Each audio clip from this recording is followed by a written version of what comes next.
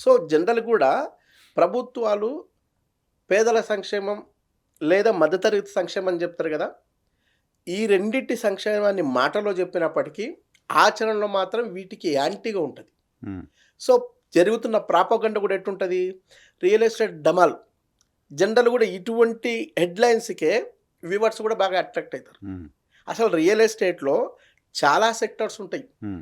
Real ఎస్టేట్లో భూమి ఒకటే కాదు, హ్మ్. ప్లాట్లు ఒకటే కాదు, హ్మ్. ఫ్లాట్లు ఒకటే కాదు, హ్మ్.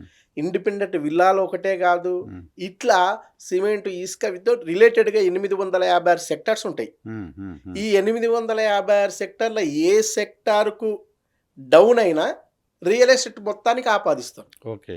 ఓకే. రియల్ ఎస్టేట్ డమాల్ అని చెప్తారు. హ్మ్. సో రియల్ ఎస్టేట్ పడిపోయింది అనుకోని చెప్పేసి మధ్యతరగతి, దిగువ మధ్యతరగతి, ఇంకా లో క్లాస్ పీపుల్ అమ్మ ఇప్పుడు పడిపోయింది కదా, హ్మ్. ఇంకొంతకాలం ఆగుదాం, ఆగుదాం తర్వాత. ఆగిన తర్వాత హ్మ్. పెరిగేటప్పుడు తీసుకుందాం అనుకుంటారు. హ్మ్. అరే పెరిగేటప్పుడు తీసుకుంటే నీకు నష్టం, హ్మ్. తగ్గినప్పుడే కదా కొనాలి. ఆ!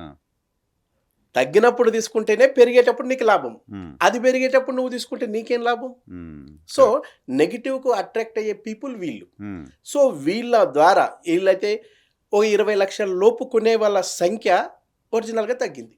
హుహు. హుహు. కోట్లల్లో కొనగలిగే సంఖ్య పెరిగింది. ఓకే.